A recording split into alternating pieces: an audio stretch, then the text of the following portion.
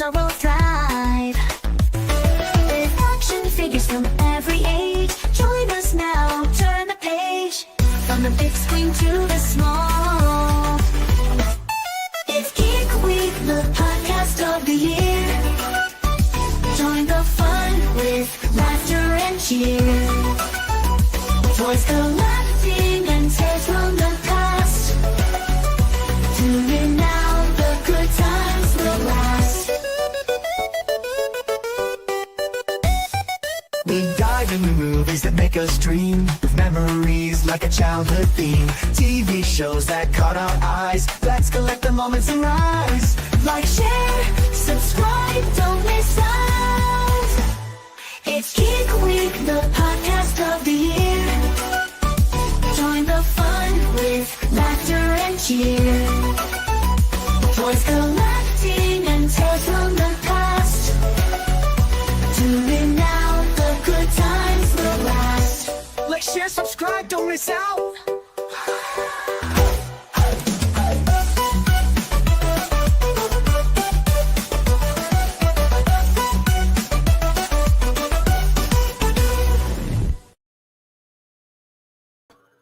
Hello, we are live. Hello. Welcome to the Geek Week with me, Jacob's Toys, and of course the wonderful one and only Super Sorrel. If you're watching live, like some of you are, we'll give some shout outs in a second. Please do comment along. We're going out across a bunch of different places and channels and stuff. So throw your comment in the comments box. And even if you don't see the other comments, we'll do our best to throw them up on screen so that everyone's conversation kind of keeps going.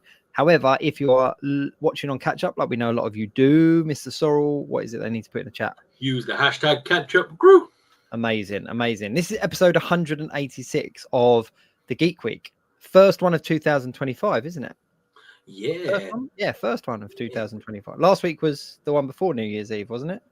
Yeah. No, this is the second one. No, this is the second one of I don't know. It's all been a blur since going back to work. So it's all good. It's all good. It's the world's mightiest action figure podcast. So crack open a bit. No, wrong channel. Wrong one. We are talking about 2025 in preview. Last week we did a 2024 review. We're doing a 2025 in preview, but we do have some big news. Should we do the big news now? Should we say? Big news. Let's do the big news. Very quickly before we go into our big news, we've got Duran Mammoth, Super Sorrel Goat. I'm saying you're the greatest of all time, not just calling you a goat. I mean, Maybe it could be either or with my that channel. would be a bit harsh, wouldn't it? But it's either a really good compliment or a really bad insult. But yeah, Joby One is in the chat as well. Happy to be off work for an episode of Geek Week. Hope everybody's doing well. Andy Roberts, how's it going, gang? Hope you're all well. Start with the click. Shelley's in there as well. We've got, let's scroll. John Hood's in there as well. Let's have a look. There's loads more comments. I will keep up. Fuzzy Dunlop's in the chat as well. Good evening, Fuzzy Dunlop. Let's go to our big news because I'm excited. Are you excited? Yeah, very excited. I'm excited as well. We got a little video. Hang on a sec. You. I think it's coming. I've got to put 50p in the meter. The following announcement is brought to you by the Geek Week. Please stay tuned and don't touch that dial. Hello. So are you listening? Good. So we have some big news to announce. The Geek Week has been going strong now for 186 episodes, which is pretty good, right? Well, that news makes me feel all warm and fuzzy on my naughty area. Since the start, we have had countless guests from various different social media channels and toy brands. Some have even returned for a second, and in some cases, even a third appearance. Ryan, as in Ryan Speaks Geek, he even stayed on as a third host for around a year. He was referred to as our good friend Ryan. After his departure, Jacob's Toys and Super Sorrel continued as they started, as a dynamic duo, each week focusing on a different subject or hosting even more guests. And we really have to firstly thank you, the followers and the fans, for tuning in each week, joining in the conversation and helping the show grow. But as a new year approached, they both agreed that something else was needed. The show needed to move to the next level, and so something new was needed. Ooh, this is the exciting part. So what could they add to help the show grow? Would have to be something good, right? Or someone good. Someone to join the team as a new host, a full-time member and official part of the Geek Week. So it is our pleasure and our privilege to say that we have found that person. He is someone that regular viewers will recognize from his various appearances in the past, we are proud to welcome none other than TripleG Comics to the team as our new third host. Wow, that's just swell. TripleG, I love that guy. Mixed with these two is just going to be great. TripleG Comics, officially part of the Geek Week as a third host? Oh, I'm touching myself tonight. So here it is, the all-new Geek Week. Let the games begin. So there you have it. Your new official lineup for the Geek Week from 2025 onwards: Jacob's Toys, Super Sorrel, and TripleG Comics. Yeah, okay, you guys, I'll admit that this is pretty cool.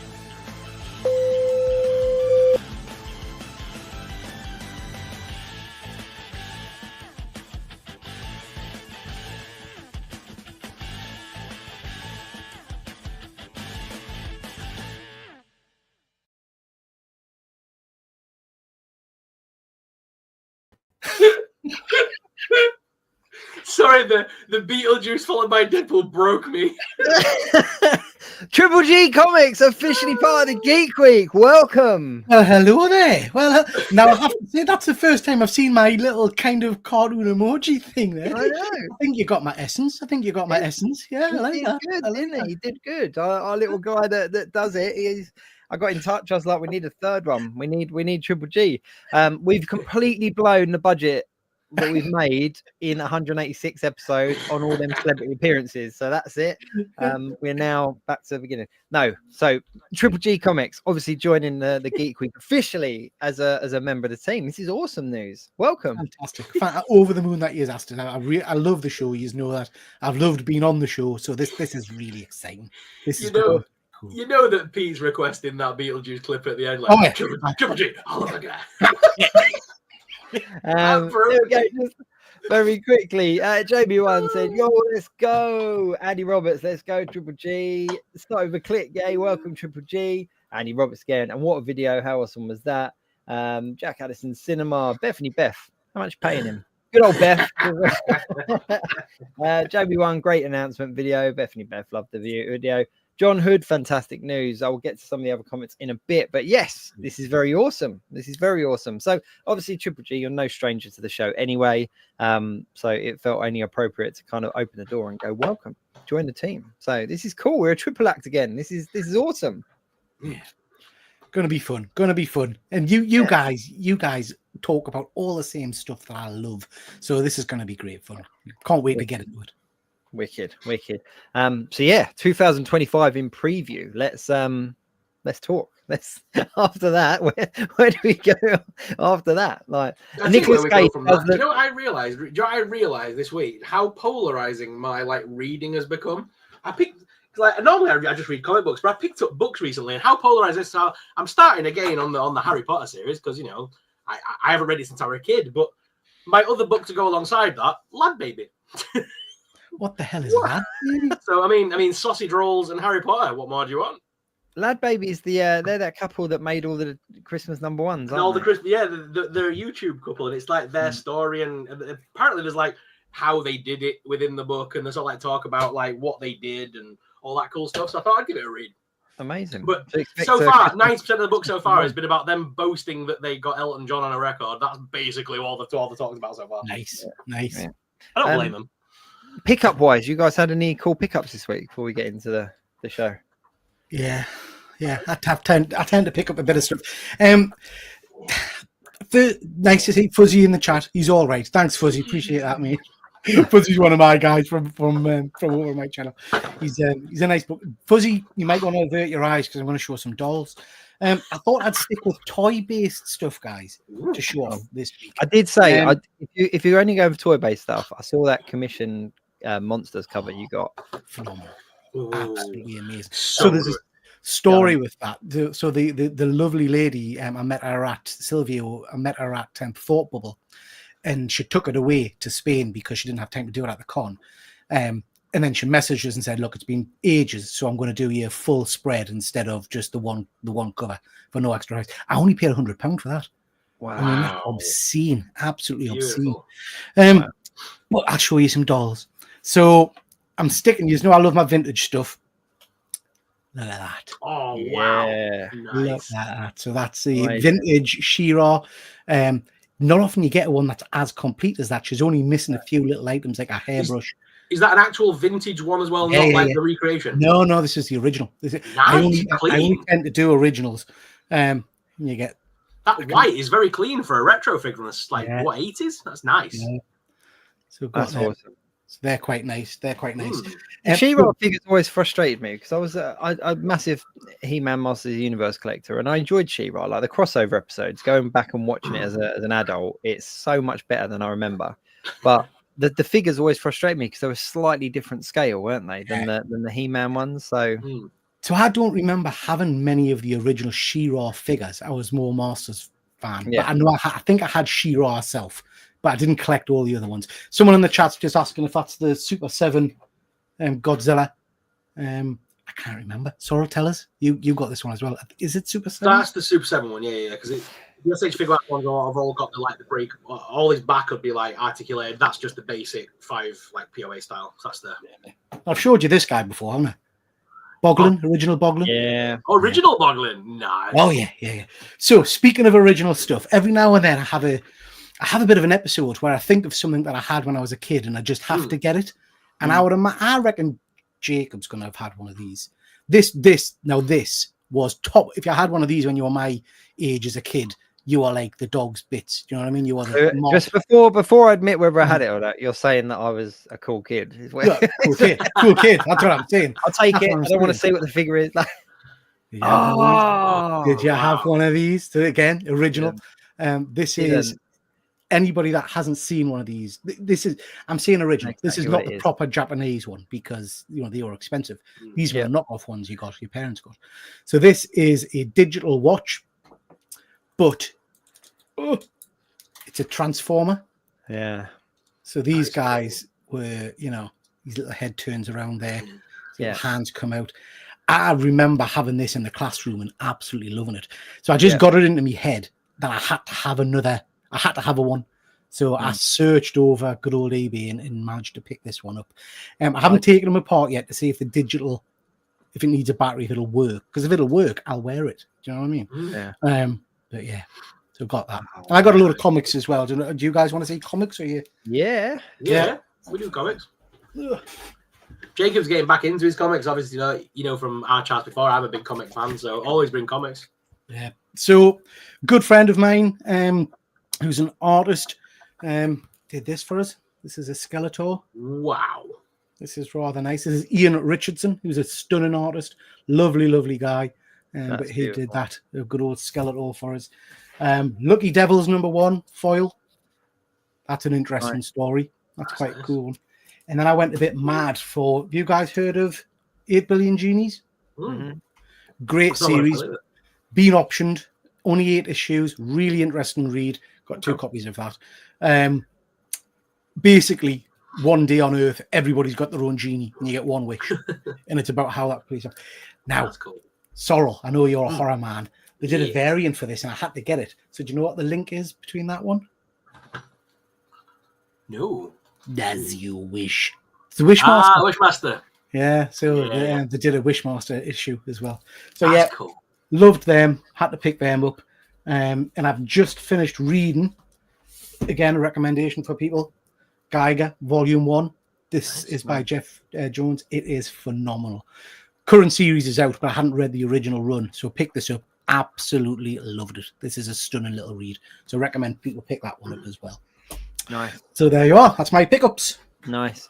I must admit, after going to the Tim Burton exhibition a couple of weeks back and seeing all of his original artwork and stuff, I really want to kind of pick up some of his stuff. Yeah. Just because I knew he was an artist anyway, on top of everything else that he does with the movies and stuff. But some of the artwork was just mesmerizing. And seeing the original stuff. I didn't have that watch though. I did want it, and one of my mates had it, but I just couldn't get hold of one.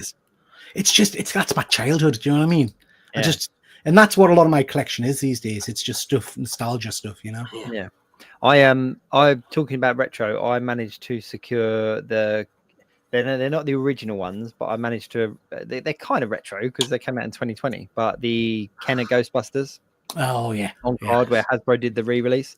And I've kind of ifed and butted about them, but I managed to pick up a set, so I'm getting those next week. And I'm an out of box collector, so I'll be ripping those open and displaying them. So that's all very good. cool. Very cool. Sorry, you're gonna like me for this because I actually went down a rabbit hole this week. Oh, which rabbit hole's gone down? Oh, it's a pot box. No, wait. Yeah. Pete, wait here. Wait. Bear with me a sec, right? So these are the comic book. Oh, I like Comic cover ones. Yeah. Right. So it's a display box, right? And a comic book cover. Yeah. So it's not an actual comic book, but I just thought I could get rid of this silly little toy in here, like get this out, throw that in a bin, and use this as a really good display. So I'm gonna customize it and put flames up inside it and everything, and probably use like a Mezco or a Legends or something like that. If you were able to track down the comic that is in that box and replace the backing art with the actual comic with the Funko Pop in the box, that would be worth a small fortune, my friend.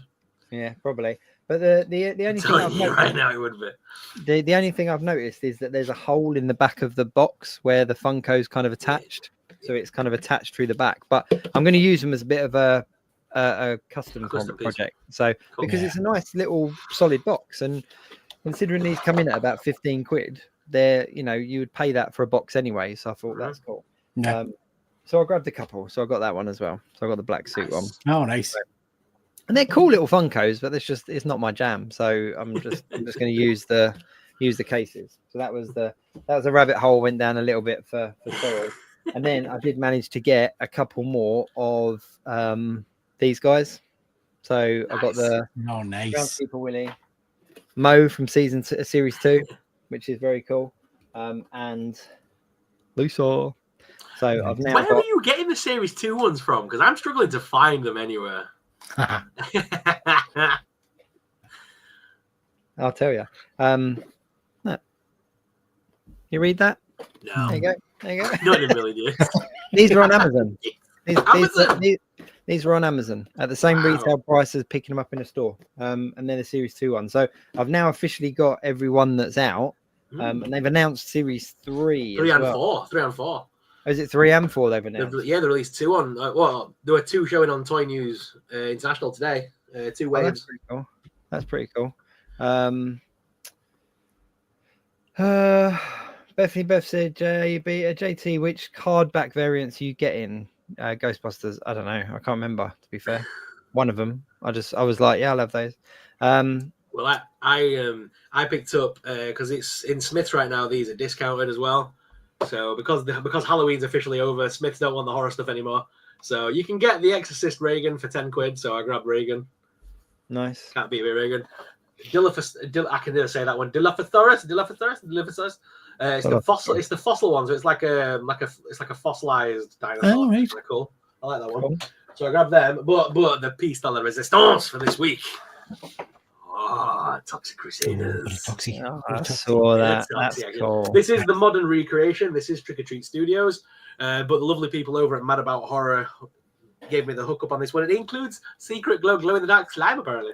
But I'm hoping that they're going to still have Dr. Killermoth in stock to complete the two little figures from this wave.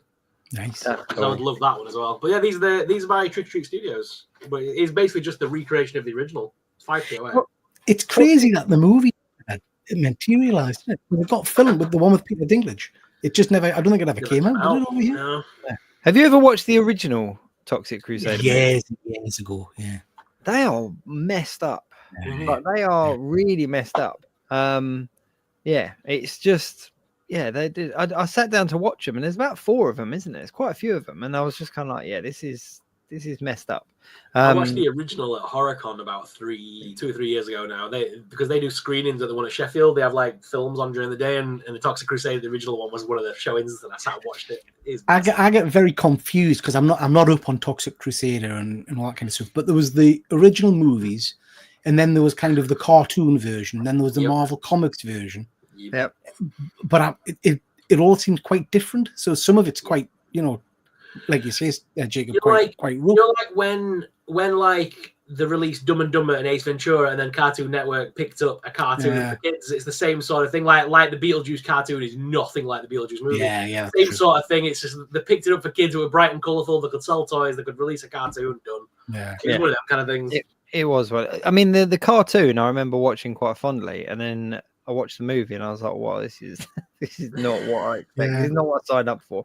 But I remember the original toys as well. I had quite a few of those, and there was a geezer with like a massive nose, and slime came out of his nose or something like that. But I was talking to my friend a little while back, and I think we've talked about this on the Geek Week, but slime in toys, like whatever happened to that? Because like as a kid, like everything had slime. A decent figure or a decent toy line had something with slime, whereas nowadays they seem to really shy away from it. Like, no, it's still there, but like you've got to get like Treasure X, or it's like I've got some Teenage Mutant Ninja Turtles. I can't reach them. Can I reach them? Teenage Mutant Ninja Turtles. Here we go. I've got 4 of these. These are home bargains for £1 now, by the way. These are my Treasure X, and it's the Teenage Mutant Ninja Turtles, and it's the sewage pipe. And basically, to get the minifigure out of it, you've got to fish through the slime to get it. Yeah, but it's not the same. Like, no, it's not the same as like as a kid. It was like ooze and stuff. These the Ghostbuster Firehouse, for example, like that was a rubbish playset. The whole sale point of that was the slime that dripped through the different floors, wasn't it? Yeah. I remember the Masters of the Universe. Was it the slime pit? Where it was like the skull, which was great, but the slime used to go into all the joints of your figures. And it was awful. And I made the mistake of putting good old Moss Man in there, and it totally destroyed that figure. But yeah, I used to love the slime pit. Absolutely loved it. It was I used it on what's his name, the Beast Man, and he was ruined. He was all matted and just ruined. But it's the Masters play sets though. Some of those were incredible, like the bone collector case thing, which just that was nothing more than just like a carry case, but it was sold like everyone had it. Everyone had that, and that was like a big thing. But yeah, I don't know. And there we go. Fuzzy's just saying in the chat there, the Toxic Crusader movie with Peter Dinklage couldn't get distribution. It's bizarre when they've spent all that money on a film and it just goes nowhere, isn't it? You'd think in this day and age as well, like Shudder or somebody would have picked it up by now just to show it, like Amazon or something. There's some right crap on Netflix. You think they'd pick that up? Yeah. Andy as well has also said that I've almost a full set of the original toys from Toxic Crusader. That's pretty cool. That is pretty cool. Bethany said there's a Super 7 Toxie which comes with slime. Super 7 have just done the second wave as well with the dog one. A dog, like cop or something, I think it is. They've just finished that wave, so I was very tempted by that one. But honestly, it won't scale with the stupid trick or treat one now. I have to pick up another Toxic. Damn it. Pad Bear J said, if you think Toxic Avenger stuff is messed up, then you need to rewatch Peter Jackson's Bad Taste or Brain Dead. Have either of you seen that? I've seen both of them. Years ago, and they are I don't know how to describe the movies because it's not horror as such. It's just weird. Do you know what I mean? Like it's very graphic, but it is just weird stuff. Yeah. Connie also said Slime Pit sounds like a sensory nightmare. It was the best. They were the best toys. I remember as well. Which was the play set that had the snake, the rubber snake? That was Snake Mountain. Snake Mountain. No, Snake one. You had a rubber snake. That's my rubber snake, and you had the voice changer as well on it. Yeah, that was the Snake Mountain. But there was a smaller one, and it was like a cave, and you had like a rubber, or not a snake as such, but like a dragon mouth it was almost like a little right angle, and you put your hand in. And I've seen them on eBay and stuff, but the puppet has just kind of deteriorated. I'll find out what it's called. And I'll show it. But yeah, there we go. So 2025. I don't think you get play sets like that anymore. Do you know what I mean? It's sad, isn't it? Hordler. See, that's the one I never had. That's the one I never had. You know what? The thing is, they keep I know Polly Pocket has just gone through a rebrand again, and it's now back in the girls' aisle at Smith's. Where's Mighty Max? If you're gonna bring back Polly Pocket, come on, bring back Mighty Max. I think that's selling this day and age as well. My youngest daughter got a load of Polly Pocket this Christmas. Yeah, it was Hordler. That's what it is. Master of the Universe, Hordak, Evil Hordler, and it's like a kind of a cage with like a tree, and then like a rubber. Oh, so they redid that play set. Was part of the latest series of Kevin Smith's Revelations. So there's a scene with Skeletor Hordak on top of that, I'm sure. Yeah. Okay. Great series, actually. Yeah, I really like that. I really enjoyed it.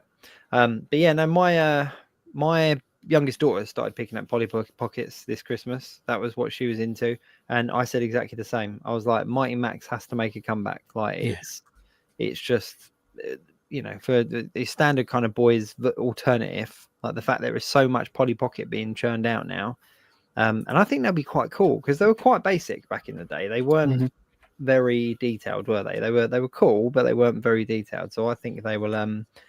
I think they'll make a bit of a rebrand. So the Polly Pockets at the minute, they're making a killing out of the collector market, aren't they? Because they've released the Addams Family one, the Stranger Things one, there's a Harry Potter one. They're going to town on the licensing with that thing already. It's like they've already got like 4 or 5 out in a very short space of time. Yeah, 100%. So 2025 in preview. Go on. Before we move on to 2025, before we move, I know neither of you two probably watched it, but I mean WWE's moved on to Netflix this week. Amazing, absolutely amazing. Yeah, we didn't. Although that first episode of Raw was not for me and was not for any wrestling fan at all. It was made for people like you guys that haven't watched it in 30 years, and it was all about, look, we got a new ring with a Netflix logo. Ooh. Did I hear? I mean, the only thing of interest for me with the wrestling was, did Hulk Hogan get booed off the stage? Hulk Hogan got booed out of the building. Did he actually make a comeback? Yeah, so he was there to sort of like promote the fact that wrestling's come a long way since being like a circus act and now being on Netflix. They were making a big deal out of showing like the history of the wrestling as a business, to the fact that it's come all this way through television, cable television, now to modern streaming services. And they were sort of saying like Hulk Hogan was there, but he was there to promote his beer. He was not there to, he was not doing any like, everyone else was genuine and doing the whole, it's been 30 odd years since I was in the ring, but it's awesome to see it on Netflix. Hulk Hogan came out and was like, all right, Hulkamaniacs, Hulk Hogan's here with his beer. And as soon as he said that, the entire crowd just booed the crap out of him. It was too much. But the Rock was there, John Cena was there, and they're all entering the Royal Rumble, which is on the 1st of February. So even if you're not a fan, it's going to be worth watching that just for the amount of appearances that are going to be in it this year.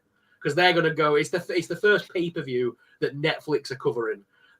You're guaranteed they're going to put some right matches on that card.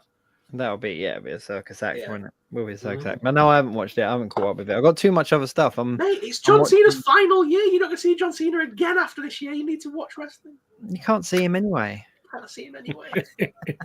No, there's too much other stuff on telly at the moment. Like Skeleton Crew, I'm like really loving Skeleton Crew. I still need to catch up on that. About 2 or 3 episodes like behind now. It's what do we think he is then? What do we think Jude Law's character is? I think he's just Jude Law in Jack space. Sparrow wannabe.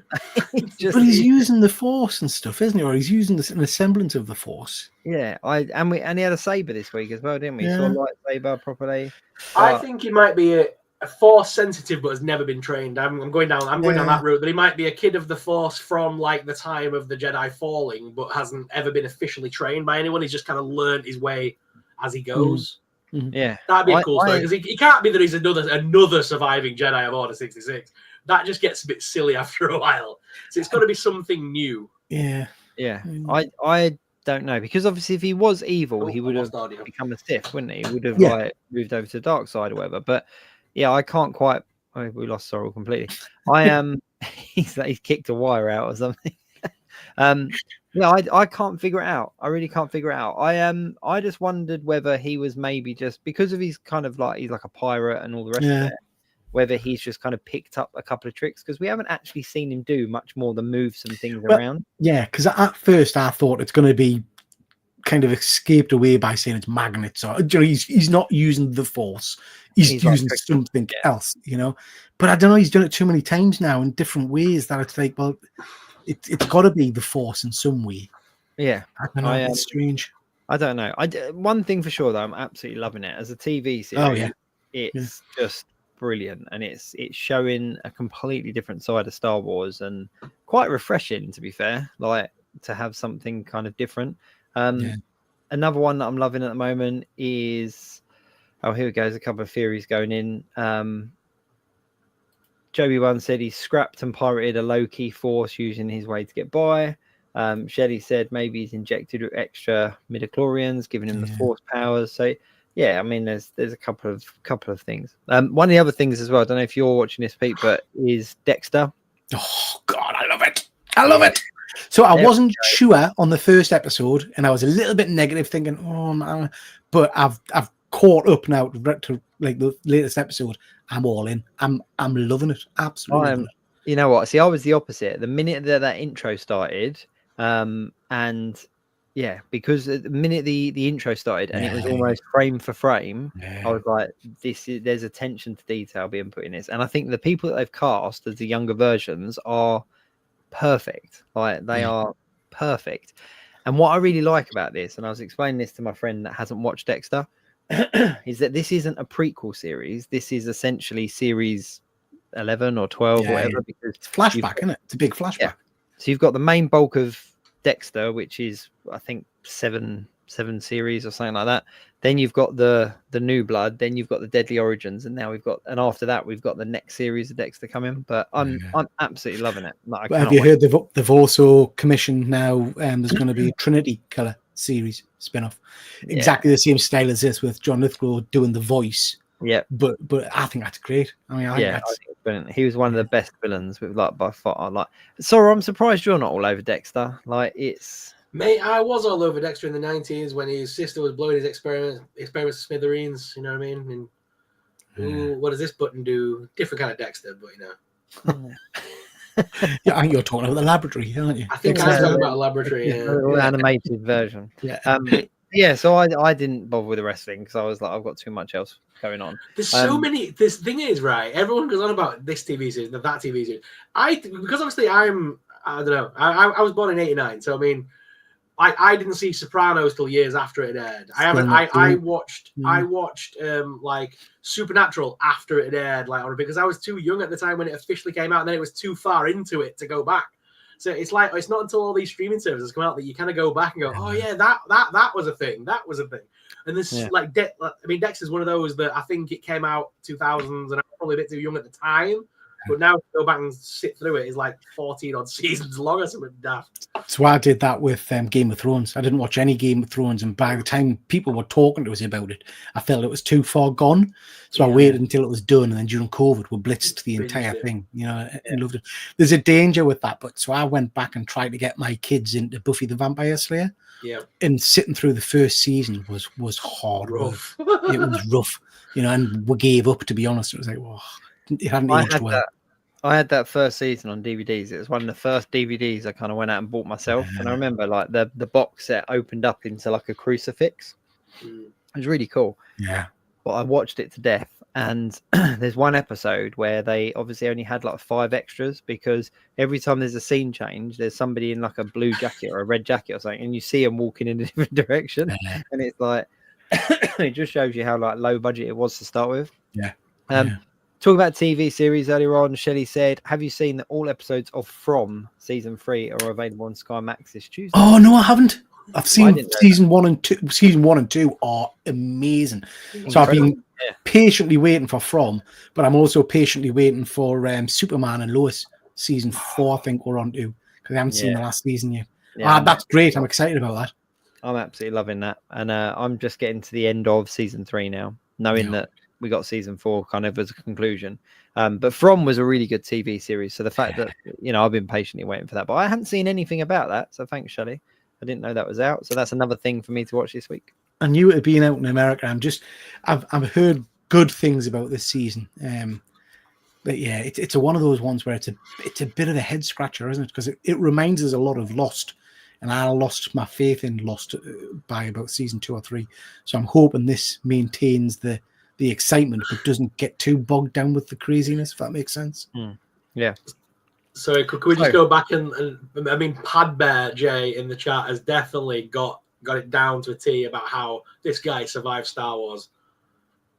He's the Padawan that survived Anakin's attack on the temple. He was in the loo at the time. And had a bad case of the runs. Quite possibly. Chef's kiss. Quite possibly. That is the Disney Plus series we need right there. The guy that's hiding in the toilet going, I'm just going to stay in here a minute.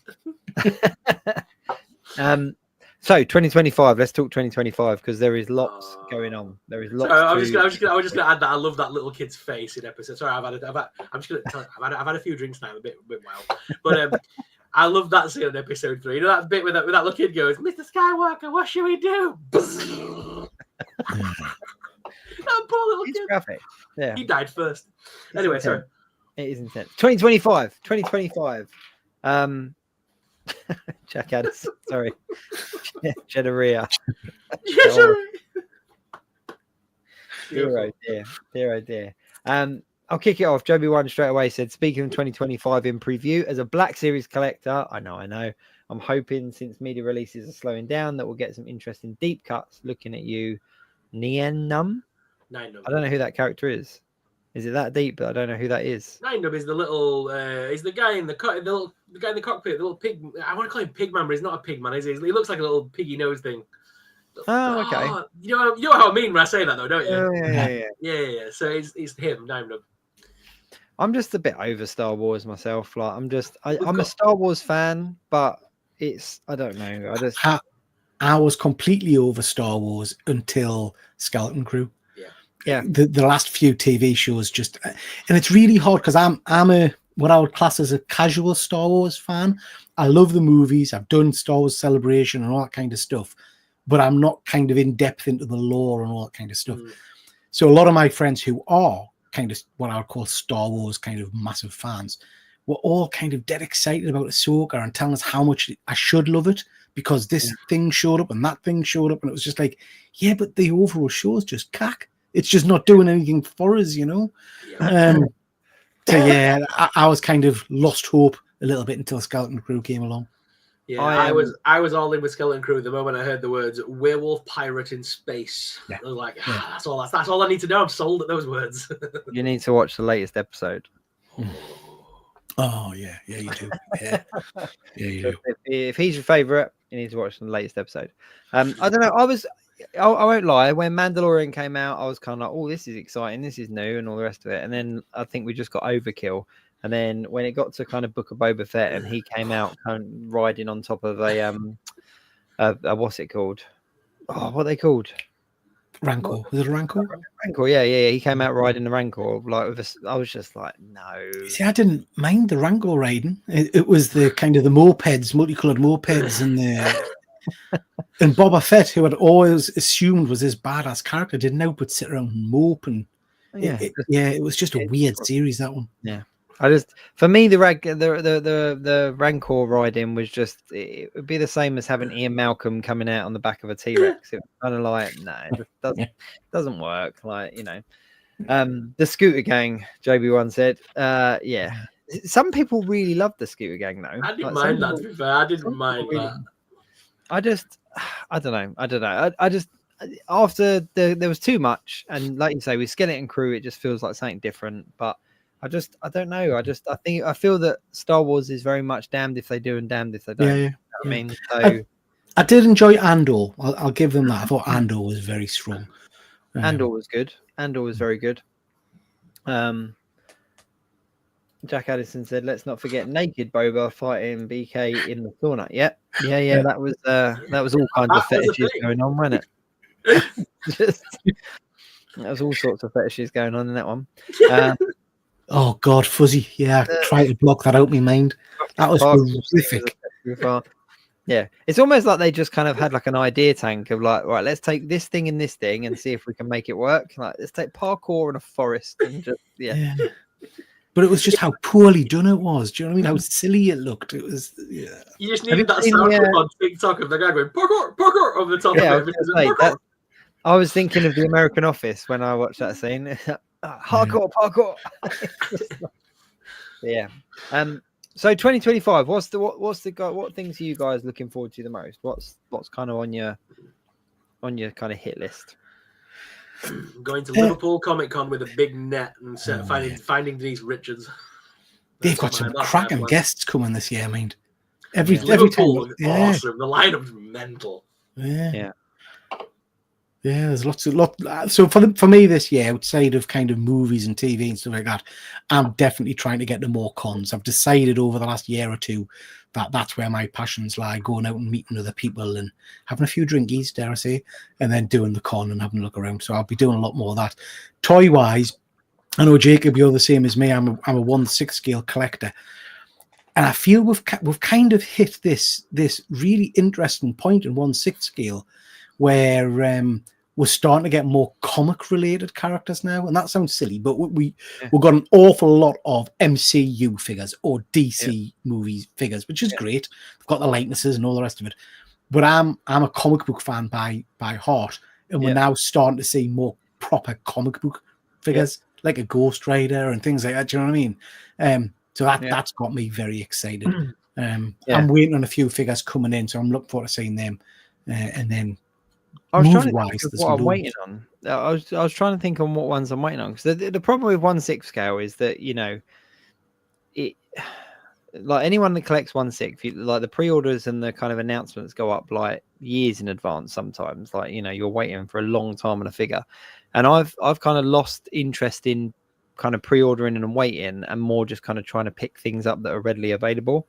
So it's kind of my collecting's kind of switched around a little bit to, okay, I know this is coming in a year's time, but I'll think about that in a year's time, because, you know, I think it was the first Tom Holland Spider-Man that was just delayed and delayed and delayed, and I was kind of like, this is taking too long. Like, I'm kind of over it. And by the time it turned up, I was over it. That's the thing with 1/6 scale figures. It's the length of time is just so so if you look at, say, in Eternals, we're just now starting to get some of the Eternal figures. One, who wants an Eternal figure? But two, do you know what I mean? It's like, really, that's like a film 3 years ago or something. Yeah. I mean, I'm still waiting on my in-art Batman from the Batman movie, which has just been delayed again, the movie, which is crazy. I'm waiting on the Beetlejuice. You know, and there's figures that I know I've ordered 2-3 years ago that I haven't got a clue if they're coming, when they're coming, and they'll just turn up. You know, Andy just said in the chat that he had an email from Sideshow over the weekend saying his Beetlejuice is due to be sent out tomorrow. So there we go. So maybe the Beetlejuice is on its way. That's the other thing about being a 1/6 scale collector. And also Bethany, I know, is the same as me. She's got the Cat's Lair on order. I understand why these big companies have to put figures out in waves, but it's so flaming frustrating when I can see people got their Batman from 5 months ago, and I'm still waiting on mine, and I've ordered it at the same time, but I'm caught in wave 3 or whatever releases. That really irritates us. And I know, like I'm saying, Bethany, you'll have no doubt seen lots of people in the States now have got their Cat's Lairs, and I haven't even got a hint at when mine's coming. Same with the Beetlejuice. I know a lot of people have got the Beetlejuice already in hand, still waiting on that. So it's frustrating. For me, the frustrating one last year was the Ghost Rider, because the pre-order went up for that, I think, tail end of 22. And you know, it's due to go out in the summer or whatever it was, and then it didn't. And then what really annoyed me is that they then start popping up on eBay before I've even got like a notification email, and it's kind of like, this is really frustrating, because I could buy it for the same price that I paid for it in, like, you know, straight away. But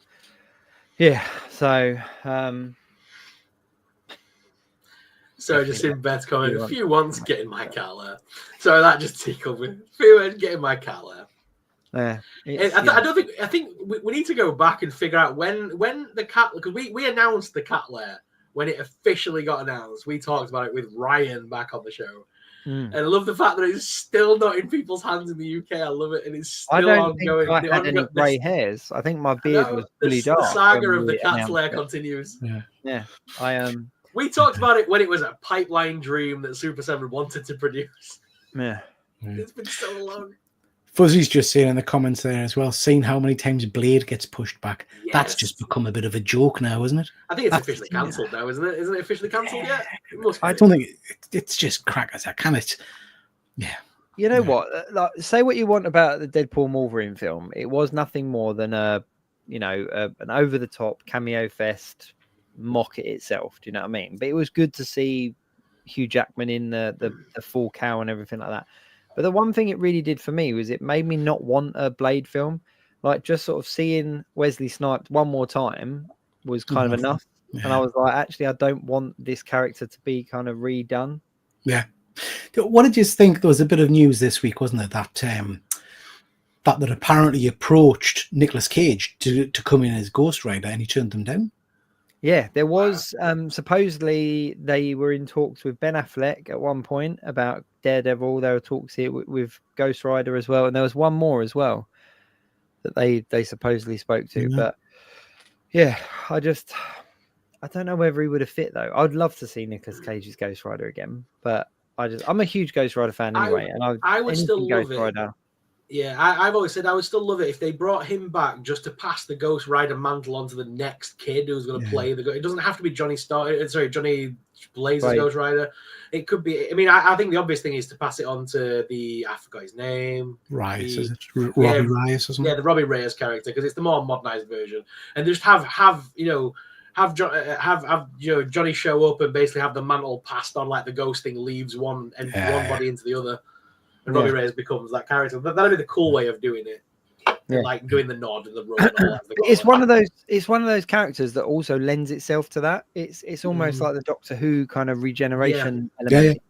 With Ghost Rider, they could pass that mantle very easily. Like give Nick Cage his fee. Speaking of Nick Cage as well, in that video, it made Nick Cage look like he was being held hostage. But I quite liked it. Like actually pass that mantle over. Have you seen the latest Ghost Rider? Which the one with roller boots and pigtails? Oh yeah, I thought we meant movie for a second. No. Yeah, I don't see, like even to the extent where like the Strange Tales wave, I picked up that Marvel Legends wave just for that Wolverine, because I was like, I want to put him on my Ghost Rider shelf. But I don't want them to go down the Venom angle with Ghost Rider and just make everyone a Ghost Rider. I really liked the one that Taboo wrote. I really liked that Ghost Rider. I forget her name, but there was a Native American Ghost Rider that was a really cool story arc, and I like all that. But I don't want them to take loads of characters and just turn them into Ghost Riders. I completely agree with you. That said, there's a very cool version out at the moment. Is a World War II Ghost Rider on a kind of motorbike, which is very, very cool. I like him a lot. Which I don't mind that. I don't mind other versions. I don't want them to make everyone. I don't. We've had Wolverine now. You're about like a cameo fest, that is, and they don't turn Gwen Stacy into it at some point, and you know what I mean, like random characters like that. Yeah. But it's just one of them characters. It's just a very cool character, and I remember the pop that I got seeing the Caretaker and reading like all that kind of side of it, and it was just kind of like, a cowboy Ghost Rider. This is cool. Like there we go. Phil's saying in the chat there, Cosmic Ghost Rider. Have you guys read much Cosmic Ghost Rider? Cosmic Ghost Rider is awesome. That's absolutely Punisher, isn't it? Yeah. Very cool. Yeah. Very cool. Is that one you've got down? Oh, nice. Very nice. Yeah. But then again, right? Here we go. I'm gonna throw this up now. So this is the figure that we got. Oh yeah. Right. Very, very simple addition was your little Lego chains, because obviously in the comic he had his chains on and the figure didn't come with them. And it was like, for a couple of quid you get some Lego chains and you make him a little bit more comic book accurate. That looks cool. You're welcome. There we go. Flaming Mammoth Ghost Rider is awesome. Ghost Rider on the Mammoth is sick. Yeah, I completely agree, and I like all that kind of side of it. I'd quite like to see like a caveman-esque Ghost Rider, like even earlier than the Mammoth, like something a little bit more primitive. But there, I don't know. Just quickly going to the chat, John Hood said JT recommended from, and I'm looking forward to season 3. See, look, this is like a nostalgia episode. We're going back to one of our earlier episodes. I did recommend from. The cool thing about From as well is that I think it's been long enough now between season 2 that I'm kind of not forgetting what happened, but it's not. it's there's been enough of a gap that I'm kind of excited for. What absolutely. Jack Addison said they should have introduced Blade early on into Disney Plus when they were bringing the Horror Street level stuff. I think they've massively dropped the ball on this. I think when they did the Halloween special with Man Thing, that, unless I'm massively wrong, I think that's probably one of the most popular things Marvel's done in a long time. Everybody seemed to love it. They should have had, for a couple of years, every Halloween you get a different kind of Tales from the Crypt kind of Marvel entry, building up to a big release of the Midnight Suns or something like that. Bring back Blade and all that as the mentors who can have a bit of action now and then, but mentor in the newer generation. I don't understand what happened with that? It I wasn't started opposed to and them. end. I wasn't even opposed to them recasting Blade at that point, because if they were going to go the whole hog, go for it. And I mean, I said to Jacob back when that came out, all they need to do now is a follow up where it's black and white again, but introduce Blade in his first appearance in the green pants with the afro and shit, and then go have him storming Castle Dracula with Abraham Van Helsing and all that stuff, and have the Dracula story with Blade involved. That introduces Blade to the MCU very quickly. Everyone knows who Dracula is. You don't need to go into that. Everyone knows what Dracula is. So it's just a quick introduction to Blade, and then he's in the MCU, just like Werewolf by Night and Man Thing. You're starting to build that portfolio, and then every Halloween, like you say, they just needed a new one of these black and white, quick little 50-minute things, and just keep introducing little characters, and then just blast out a Midnight Suns TV series. And that's where you could have introduced your Robbie Reyes Ghost Rider and had like Magic from X-Men and just like the game they released. It's all the younger ones. It's all the younger versions of the characters. So it's Magic, it's Robbie Reyes, Miles Morales, Spider-Man, and introduce the younger generation of characters ready for the Avengers, young Avengers that they're clearly working towards. Those characters would only support those young Avengers roles, in my opinion. Just a bit of a quick plug here for anybody that's watching who are comic book fans. Magic issue 1 came out last week, and it's probably one of the first times I can recommend an X title recently, because normally the X titles are horrendous, but Magic 1 is really, really good, very strong, good lot. Lots of horror, and it's back to our kind of dark child form. Really, really cool. Nice. But see, that's another one. Like New Mutants. Like, I thought that had legs. Like, and they should have taken that. I enjoyed it, and they should have taken that and turned that into a TV series and sort of done more stuff with that. I just don't feel that they've fully utilized the MCU television side. Like when Disney Plus first came out, they started strong with things like WandaVision and Loki and stuff, and it was cool because we were getting these stories that we wouldn't necessarily get as a movie given to us as a TV series. And but that was the entire point, wasn't it? Because do you remember it was either last year or the year before when they made this big kind of hoo-ha about Marvel Spotlight. This is going to be where we're introducing new. I don't think have we had any other than Man Thing. I don't think there's been a Marvel Spotlight since. It's no. And Werewolf by Night as well. I remember I actually spoke to the Legends guys across a couple of the conventions when Werewolf by Night came out, and I was like, "How comes we've not had any like merchandise for it? Like, it was one of the biggest things." And fair enough, we've had a reissue now of that Man Thing in a Werewolf by Night kind of packaging, but it's only a reissue. And I was like, you're missing the trick that you could have done like a black and white, like a grayscale 2-pack, and cleared up, because even just casual Marvel fans were kind of, fans of Werewolf by Night. And like you say, the opportunity to kind of do that kind of street level horror genre around the Halloween time was there. Like, and they Fuzzy's right. The Echo was the Spotlight debut, wasn't she? And that was a canny little series as well. But again, I don't think we've heard, unless she's going to show up in Daredevil when that's out. Yeah, she's coming out. She's going to be in Daredevil as Echo. Yeah. Okay. Yeah. But then even then, she was in what was she in originally? Hawkeye. Yeah. Which was great. Bless him, Jeremy. We've got to do a sequel to that.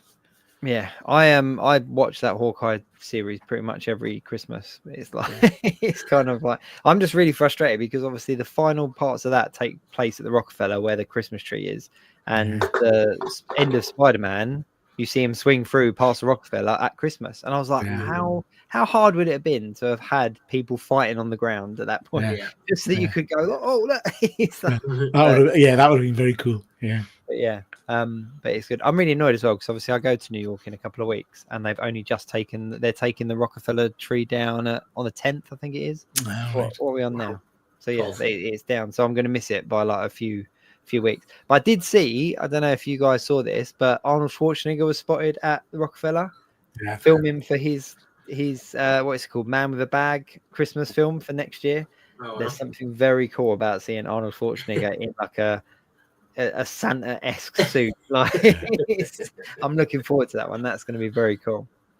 But I don't know who else is in it. I just know that Arnie is the Santa-esque character. What more do you need? It's Arnie. No, that's all you need. Yeah. Exactly. He just looks like an old man with a hat on. It's just he is an old man with a hat. It's still Arnie. He's going to be Arnie until the day he goes. So there we go. Jack Addison said it feels like they were building a universe well on Disney Plus, but then they got afraid of using more niche characters and just gave up. 100%. Yeah. And it's we're supposed to have as well. Go on. Yeah. I was we're supposed to have a Nova series announced, haven't we? So that's supposed to be coming next. That'll be interesting. Yeah. Is Wonder Man a TV show? Is that a movie? Yeah, TV show. Wonder Man's TV show, yeah. Isn't it? You know, hopefully there's hope yet. But it's things like we were saying a few weeks ago about What If. Like, you know, that seemed to be going strong. Yes, there was always the odd episode that weren't as good as the others, but then they just stopped it after 3 series. No reason, no rhyme or reason, just stopped it.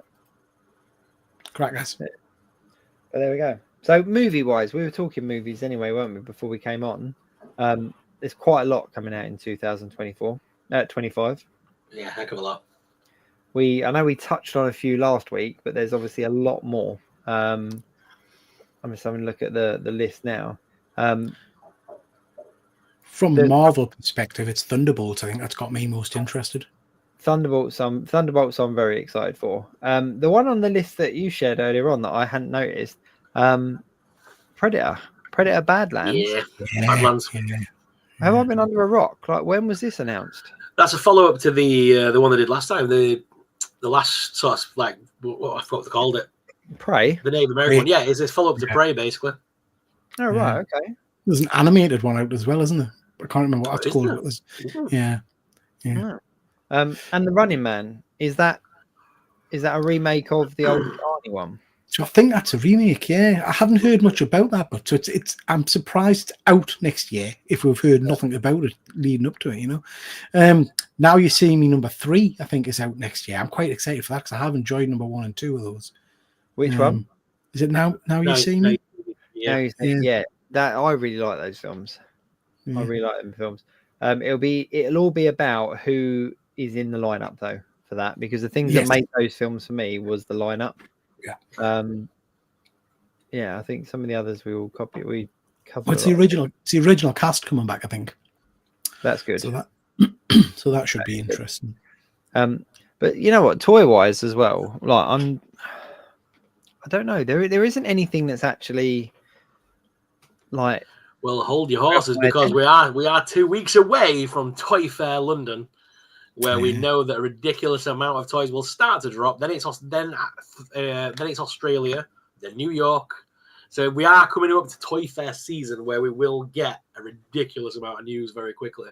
And then obviously you got to think it's still January. We've still got the whole year ahead of us. We've got it's London, then it's Australia, like I say, then New York, then we head into Comic-Con season.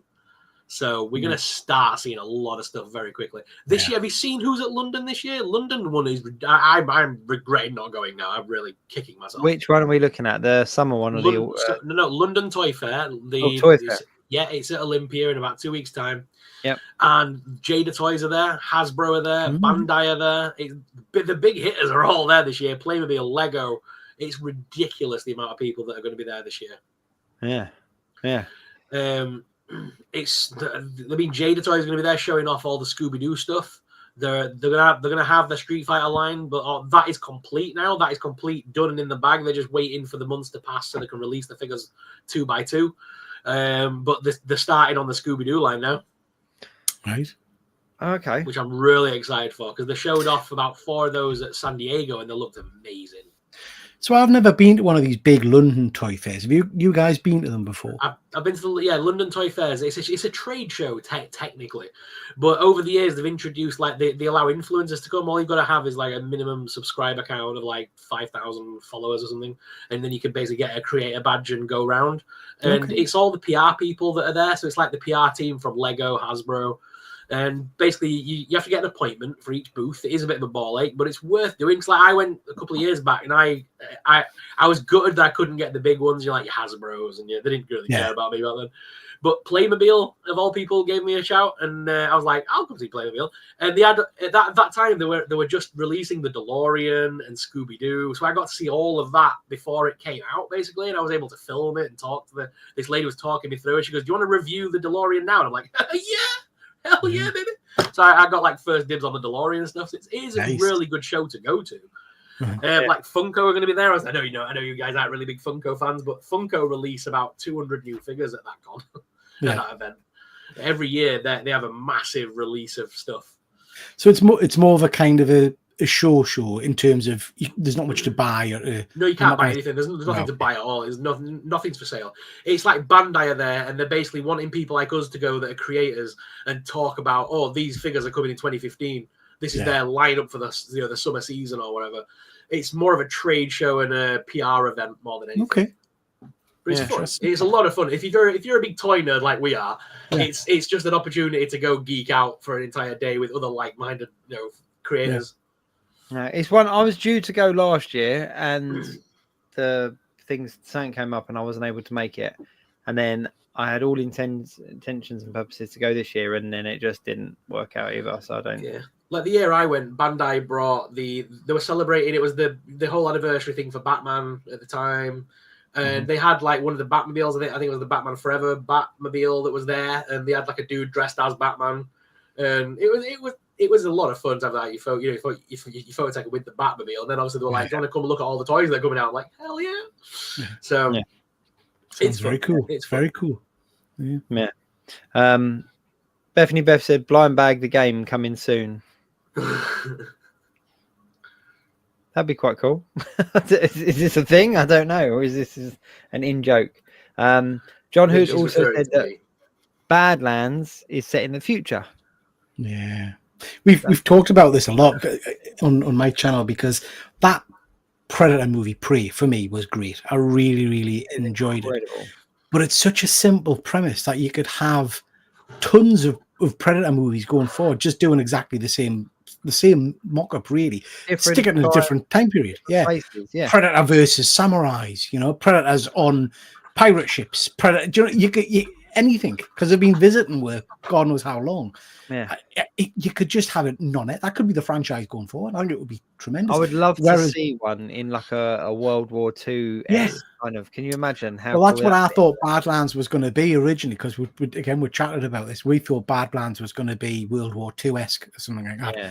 But apparently it's some kind of sequel to Prey. So I'm not quite sure, but it is set in the future apparently. So I don't quite know what the crack is with that. I don't know. Jack Addison as well said in the chat that why the sequel to Now You See Me was called Now You See Me 2 instead of Now You Don't. That would have been aesthetically on like your DVD collection. That would have looked really good. Now You See Me, Now You Don't. What would the third one be though? So, and Paddy said in the chat as well, are you guys seeing Wolfman next week? 100%. Absolutely. Cannot wait for that. Wolfman's going to be a lot of fun. Yeah, it looks amazing. It looks amazing. Yeah. Have you guys seen Nosferatu yet? Not yet. No. I still need to see it. No. Okay. Have you seen it already? Yeah, interested to know what. Yeah, I'm not going to spoil anything, but interested to know what people thought of it, because it's mixed. I think. I've heard it's quite detective. Yeah. Oh, I've heard the ladies are liking this movie. It's quite detective. Yeah. I don't. You know what? For me, vampires start and end in the 80s with Lost Boys. Like that to me. You never got as good, and you'll never outdo. Like it was Lost Boys. Like that. I don't know. Fright Night for me is the peak vampire. Okay. Fright Night to me would be a close second, but Lost Boys will always. There's something about a greased up guy playing a saxophone while vampires run up and down on a boardwalk. I had the absolute pleasure of, for the love of horror, a couple of years back, watching Lost Boys with greased up sax man and the guy who, oh God, what's he called? Is it Patrick Thingy? Yeah, Patrick. The guy who played. Yeah, I can't remember what he's called here. It's Patrick something, but he plays Michael. Yeah, he plays Michael. Yeah, he was absolutely superb. He was a lovely, lovely guy as well. Yeah. I almost came to what was the convention where they had loads of them there? They had like literally like 2/3 of the cast, like last year or the year before. The horror one. Yeah, For the Love of Horror, was it? For the Love of Horror. For the Love of Horror.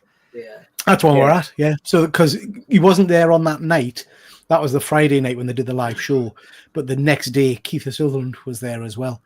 Oh wow! Yeah, it's just amazing. Actually, Paddy, that's another one. 30 Days of Night is actually a really good vampire film. Yeah, very good. Like, a really good vampire film. And I think it gets forgotten about as well. Josh Harnett, is it? Josh Harnett? Yeah. Based on a graphic novel. Graphic novel is phenomenal as well. The graphic novel was very good. Yeah, I read the graphic novel after seeing the movie. Yeah, it's just, but I don't know. But no, I haven't seen Nosferatu. I want to see it. It's Salem's Lot's out now, isn't it? Yeah, it is. Yeah, not Is seen it? it. Have you Good not seen movie. it? Very good movie. See, that one terrified me as a kid. It was the knocking on the window scene that just got me, and I was kind of like, They you know, have managed to make the film their own. It doesn't redo any of the cheesy scenes, like the scenes that you're referring to. They're not in the new movie. It's their own thing. They've made their own version of Salem's Lot, which is, I prefer that. I hate when films try and do that, like scene for scene recreation crap. I agree. It was not cheesy. That terrified Not me. cheesy, but for you know what I years. mean. I was just Right like, now, it's cheesy as that hell, isn't scared it? me for a long time as a kid. Therion, Selma Hayek in Dust Till Dawn. Dust Till Dawn again. That was on repeat on my VCR. That I'll tell you. Did you ever see any of the sequels? I did. Yes. Sadly, yeah, I did. Love them. A long time ago. I can't really remember much about them other than thinking, I don't think it captured the brilliance of the first one. No. The cowboy one where they introduce Selma Hayek as like, like how she gets there, isn't it? I love that movie. It's so cheesy. I love it. Dust Till Dawn was one of them movies that I picked up when I was working out in America, and it was back when we had like regional DVDs and stuff like that, and I had to get myself like a specialist DVD player to just play this handful of kind of American region. But did you ever see the TV show that they did? Yes. No. Brilliant. You know what? If you've not seen it, it's well worth a watch. So essentially, it's Dust Till Dawn 1, but spread out as a show, and it just dives in, like absolutely dives in. There you go. Fuzzy Dunlop said made a TV series, and it just opens the story up, and it's done very differently. Like you say, it's not scene for scene, but it's essentially the same story. It's about the brothers and all that. Okay. It's just really good, like really good. But they never made any more, did they? It was just kind of a one and done thing, which I'm really surprised about. Dust Till Dawn for me, if you look back now, like at the time when that came out, there were obviously they were kind of known, obviously, but not massively. But like you look back now, and it's like it's George Clooney, it's Quentin Tarantino, and Dan Savini, and there's so many people in that movie now. Who plays the dad again? Harvey Keitel? Yeah, Harvey Keitel. Yeah. It's just an amazing movie. It's one of my favorites. But yeah, going back to the Wolfman, you guys know, obviously, I love my Universal Monsters, but this Wolfman film, by the way, it was also directed by Lee Wannall, who directed The Invisible Man. Do we know this? Yeah. Are you aware of this? Yeah. And, we were talking about this on my horror channel, me and James. Do you think the kind of subtly trying to relaunch Marvel, 100%. Universal Monsters? Universal Monsters, 100%. yeah. You got to think they've already done Invisible Man, which was a great standalone movie. This new Wolfman film is set at the same timeline with the same director. That tells me everything. So that there's going to be a link somewhere. And then they've already done. I think Abigail is technically part of it. Yeah, I love Abigail. Because they introduced Dracula then without saying it. They kind of did that whole very low key. It's Dracula, but without saying it's Dracula. So it's Dracula and Dracula's daughter. Now we've got Frankenstein announced for next year. Yeah, it just makes too much sense that they're slowly connecting the dots. They put all that money, time, and effort into Universal Monsterland as well over in Florida. Yeah. So they're definitely doing something. I think they're just scared to announce it because of the backlash. The backlash from the last one. You know. Mate, who was it that was trying to do it? Who was trying to do the? They did it. They tried to relaunch it, didn't they? With the Mummy, with Tom Cruise, and which, to be fair, gets a lot of stick. But it weren't that bad of a film. It was all right. You know what? My theory with this: if you took if you took Tom Cruise out and put somebody else in, I think the film would have done better. Yeah. But I think because he was their core, it's Tom Cruise at the end of the day, and I think if it was somebody a little bit less known, the film probably would have gone a little bit.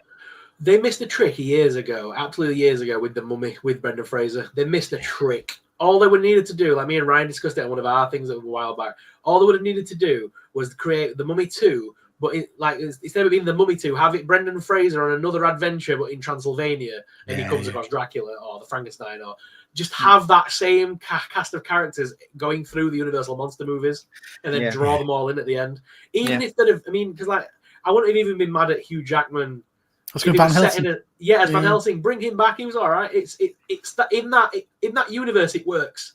So can you imagine if Brendan Fraser teamed up with Hugh Jackman in a movie to kill monsters?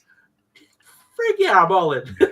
Take my money now. The reality is, in this day and age, with the way that kind of what we're exposed to with the internet and everything like that, like I hate to say it, but monster movies aren't scary the way that they used to be. Oh no, yeah, and they're not gory enough, or they're not shock value enough. And I think that a monster kind of universe has to have that element of not cheese, but have that element of something a bit different to make it its own thing. It's more adventure, isn't it? More adventure than a bit like Monster Squad from back in the day. Do you know what I mean? It's more of a jaunt, I think, than horror, as it were. Yeah, definitely. Have you guys seen much about the Universal land that they've built in the new theme park? I've seen some of the images, but not a lot. But it looks amazing. So basically, they've modernized it, and it looks amazing. So it's the daughter of Victor Frankenstein. It's his great granddaughter, and she's now the new scientist, and she manages to recreate his monster. And basically very similar to Van Helsing, Dracula comes along because he wants the gift of life. He's trying to capture that essence of how she brought life back, and he wants to bring his brides back to life. And it's about the clash of the monsters. The Wolfman's unearths itself, and this is a really cool backstory how they've done it. It's like if they did that in a modern movie, it would work because they've kind of reimagined it, and it works. It's so cool, and I can't wait to get out there to see that. The ride looks immense. Is that it's the same place where people were kicking off because they kind of revealed what Wolfman looked like at this place? And then the trailer drops, and he's pretty much the same. The same, yeah. So I was there when it was during Halloween Horror Nights. They put this stage up one night, and it was blank, and then the next night it said the Wolfman coming soon. And then during Halloween Horror Nights, they had the dude in the actual suit, like taking photos with guests and doing the monster thing. And the people started kicking off, and then obviously then they announced like 2 days later the Universal Monster Land was coming to the new theme park. And people kicked off that they basically revealed Wolfman like a year early in advance of his film. Wow. Obviously I did a bit of a Freudian slip there, but Will Smith, did you see his Instagram this week? Yeah. About Matrix. About the Matrix. Wake up, Will. Do you think there's anything in this? Yes. You do? He was meant to be in the Matrix originally. Yeah. Passed it up for Ben in Black. Turned it down. No, it's Wild Wild West, mate. Oh, Wild Wild West, was it? Oh, was it? That cult classic that, regrets that. Yeah. I don't mind Wild Wild West, which is obviously a remake of an older film. He saw it as a more financially viable option, thought it was going to be a bigger franchise than The Matrix, was obviously massively wrong. And for anyone that hasn't seen it, it's on his Instagram, but it's essentially very similar to The Matrix Code, where there's like the typing and stuff, and it kind of gives you the background, as in, he was supposed to, he turned the roll down, and then it's that line from The Matrix where it's like, wake up Neo, it says wake up Will, the Matrix has you, and it's like, and that's it. It's just a little tease, but I don't know, it just seems like a really random thing to share if there isn't something in it. There's been no other noise or talk about it, has there, that I've missed? No, I mean, I've not heard anything about it, but I think Will Smith's still being very careful about what he puts out these days after the slap that went around the world. But I don't know as well how excited I am for another Matrix film. What else can they do with it? I mean, I watched the last one on the plane actually coming back from Florida, and it was all right for parts of it, but it did nothing to excite us, if you know what I mean. It didn't make us want more Matrix. I've started re-watching them again from the beginning, so I loved the Matrix. And when it first came out, and there was like the Animatrix, which was essentially like Star Wars Visions, for the Matrix. It gave you all these little animated shows in different styles and stuff that were different kind of stories from the Matrix. And the first three were fantastic, but then that last one just didn't it just didn't land. It just didn't land. It was too confusing to follow. Yeah. I just hope that I'm hoping it's not what I think it is, which is like they want to recreate the Matrix, but this time with Will, how it would have been back in the day if he'd have signed on to it. So it's the story of Neo through Will Smith's eyes, and then there's a dodgy tease at the end of Keanu Reeves versus Will Smith in another Matrix movie. That's where I see this going, and like giving Keanu Reeves something to do in the next 10 years before he retires, basically. But it would be diabolical, but I could see them doing it because it's both of their names together on a Matrix billboard would sell. Yeah. Oh yeah. Can you imagine? The last film only sold because of the fact that they included Trinity and Neo. That's the only reason that film even sold. Yeah. Fuzzy's in your comments there, and he's listed a few films. Even though I hated Independence Day 2, I'd love to see another Independence Day entry. I'd like to see another Men in Black, to be fair. Yeah. Yeah. What did you make of the Men in Black International, though? So I tell you exactly what I thought of it, which is, well, I cannot tell you because I've seen it, but it's made that little of an impression on us. I cannot remember anything about it other than Helmsworth was in it. So I can't say I hate it. I can't say I love it. I watched it, but I don't remember anything about it. I found it really difficult to watch because obviously the pair of them are the same from Ragnarok. It was basically like the writers went, oh, well, that worked well in Ragnarok. We'll put the same pair in this movie and hope it works. Throw something at the wall and hope it sticks. And it didn't stick. I fell asleep during the whole movie. I fell asleep and someone kicked my shoe at the end of the movie and went, mate, it's over. I'm like, oh, time to go. But Fuzzy's listed some brilliant ones there, like Independence Day. I loved Independence Day. Yeah. That back in the day, that was a fantastic film. Men in Black 1, Men in Black 2. I'd even include Men in Black 3. I think is a really nice kind of trilogy element to it. Wild Wild West at the time was cack, but I kind of go back and I don't remember hating Wild Wild West. I didn't hate it, but I didn't love it. But going back and watching it again, it was all right. It's kind of become this kind of I quite like it. It's like a guilty pleasure kind of thing. Also, as well, I, Robot, I Am Legend, a phenomenal film. Like I remember watching that over and over again, just because there was something very cool about it. But then there was talk of I Am Legend 2, wasn't there? That is happening. Filmed, isn't it? Is it? I mean, I feel like we've been done and dusted, ready to come out.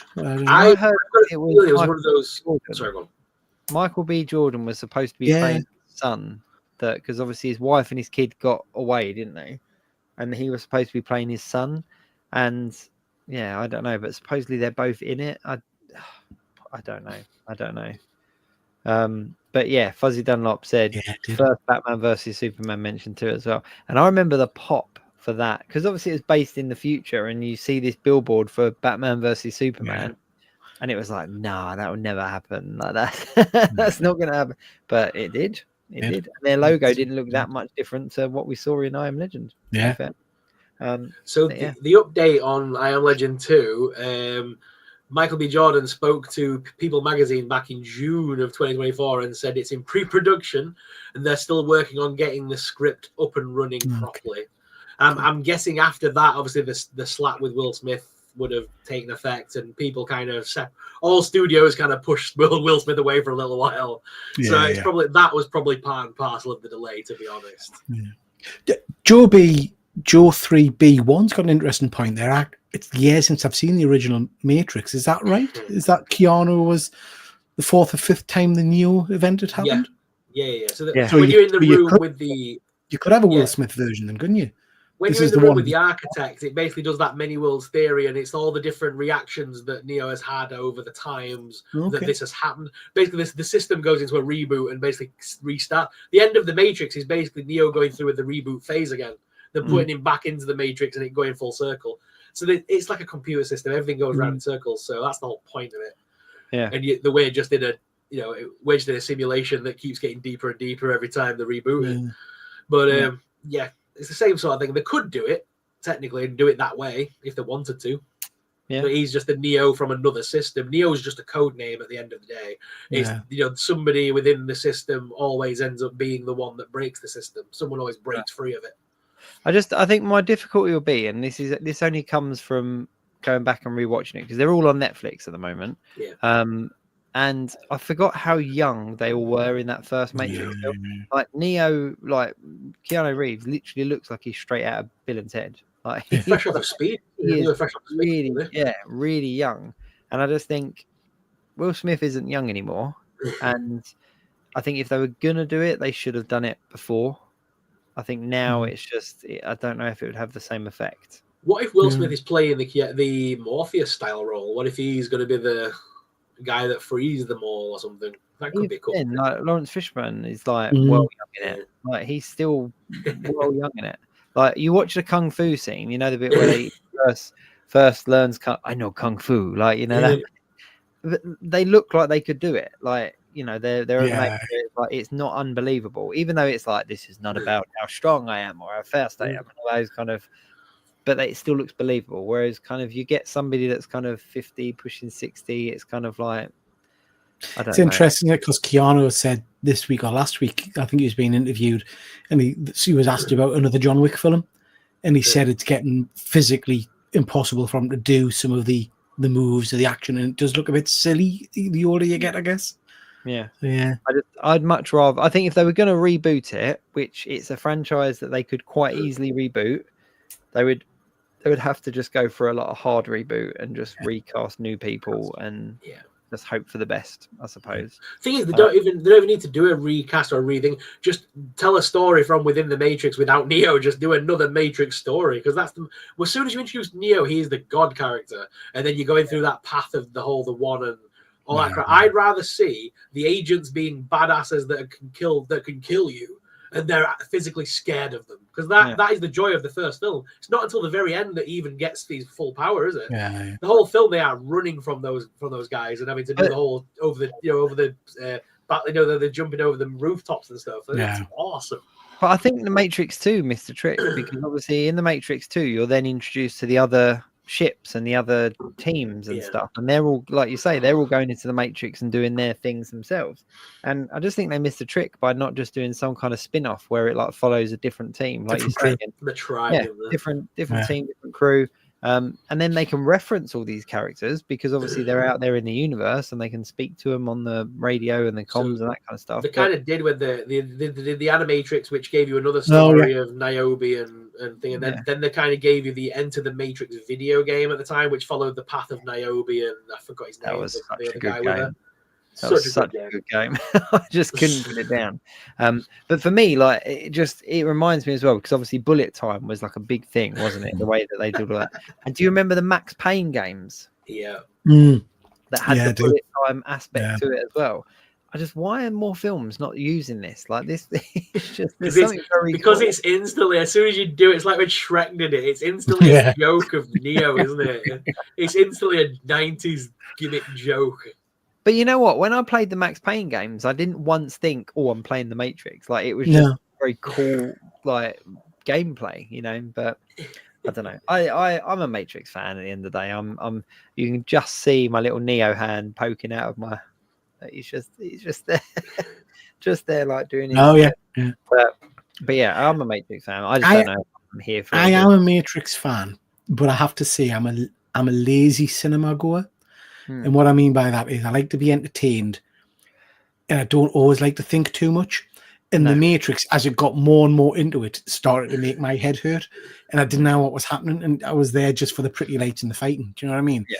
So I don't want it to be too complicated. If they redo it, give us a pretty standard, straightforward story that I can understand. Yeah, give us a toned down, easy one to follow.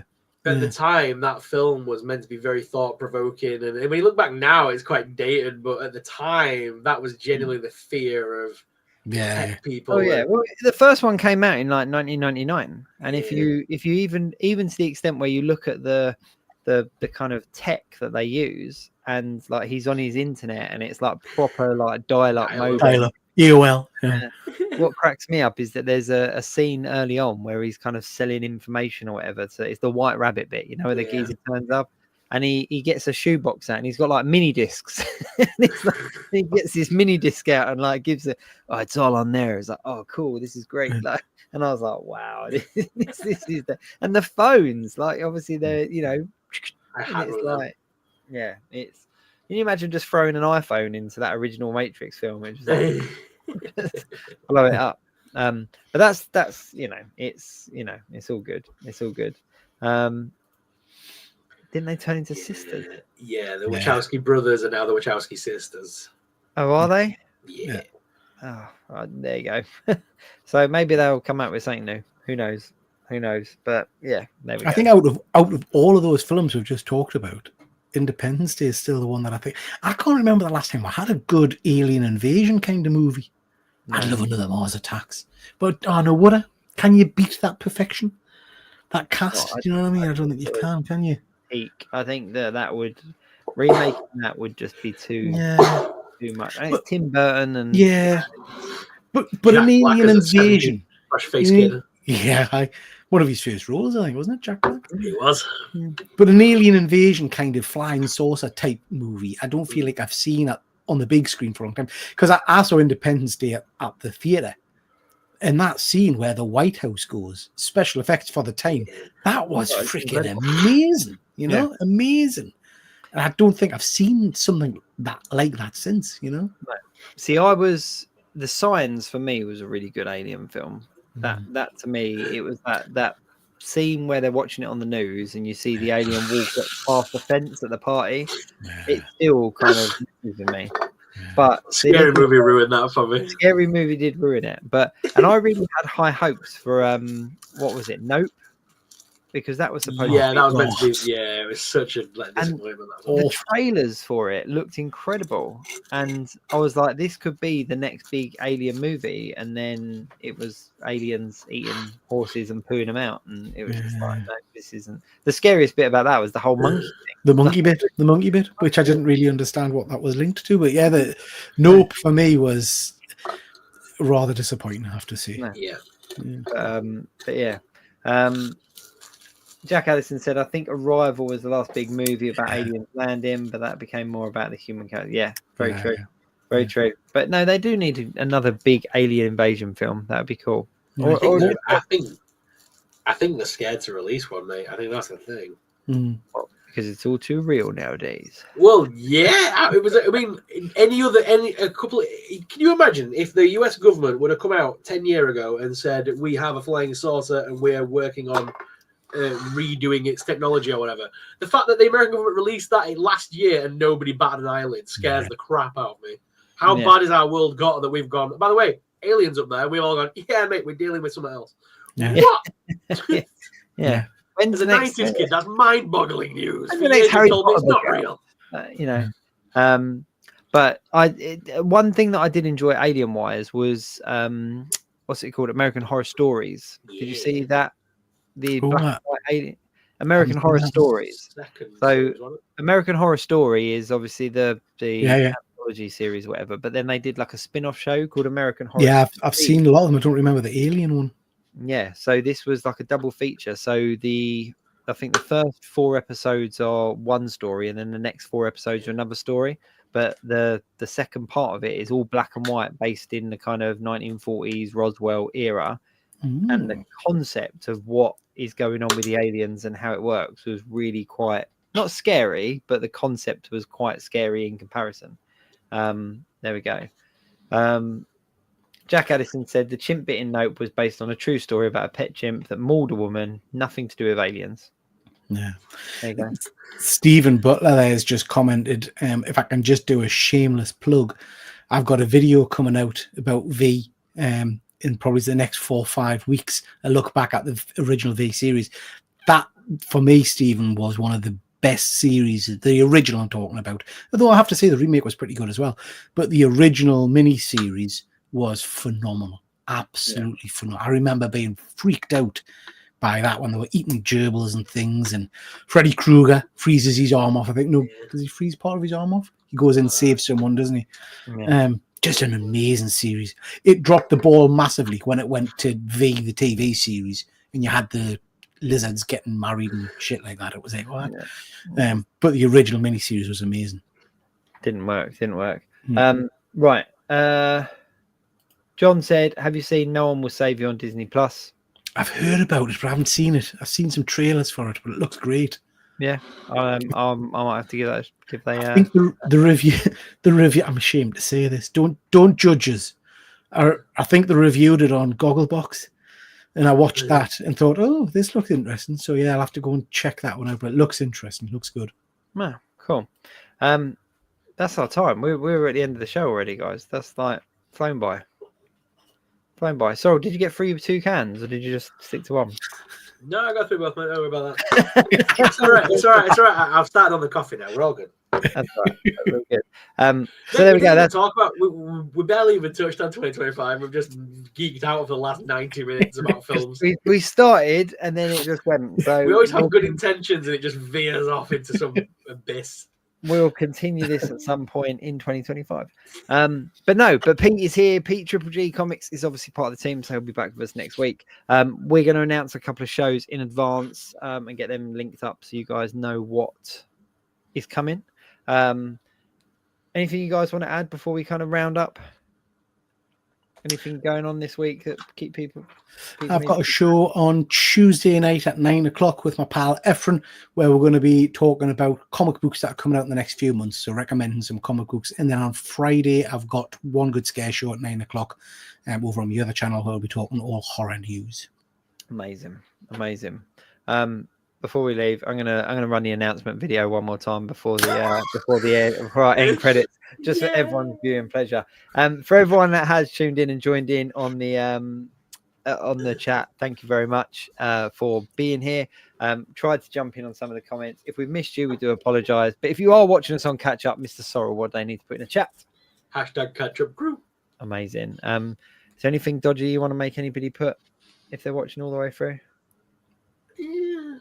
No, we'll do it next week. My mind's not working well tonight. Don't do this to me. Don't put me on the spot tonight of all nights. We'll do it next week. Okay, we're going to run the announcement video one more time just so you can see all them celebrity appearances, because it cost us an arm and a leg to obviously pull all those in. And just watch for Nick Cage's hostage video is the best way I can put it. Thanks very much, everyone, for tuning in. We'll be back next week, episode 187. This was the Geek Week. Till then, keep it geek. The following announcement is brought to you by the Geek Week. Please stay tuned and don't touch that dial. Hello. So are you listening? Good. So we have some big news to announce. The Geek Week has been going strong now for 186 episodes, which is pretty good, right? Well, that news makes me feel all warm and fuzzy on my naughty area. Since the start, we have had countless guests from various different social media channels and toy brands. Some have even returned for a second, and in some cases, even a third appearance. Ryan, as in Ryan Speaks Geek, even stayed on as a third host for around a year. He was referred to as our good friend Ryan. After his departure, Jacob's Toys and Super Sorrel continued as they started, as a dynamic duo, each week focusing on a different subject or hosting even more guests. And we really have to firstly thank you, the followers and the fans, for tuning in each week, joining in the conversation and helping the show grow. But as a new year approached, they both agreed that something else was needed. The show needed to move to the next level, and so something new was needed. Ooh, this is the exciting part. So what could they add to help the show grow? Would have to be something good, right? Or someone good. Someone to join the team as a new host, a full-time member and official part of the Geek Week. So it is our pleasure and our privilege to say that we have found that person. He is someone that regular viewers will recognize from his various appearances in the past. We are proud to welcome none other than TripleG Comics to the team as our new third host. Wow, that's just swell. TripleG, I love that guy. Mixed with these two is just going to be great. TripleG Comics, officially part of the Geek Week as a third host? Oh, I'm touching myself tonight. So here it is, the all-new Geek Week. Let the games begin. So there you have it. Your new official lineup for the Geek Week from 2025 onwards: Jacob's Toys, Super Sorrel, and TripleG Comics. Yeah, okay, you guys, I'll admit that this is pretty cool.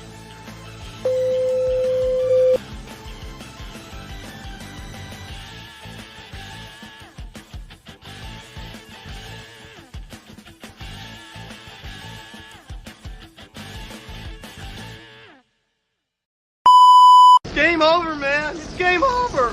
Like, share, subscribe, don't miss out.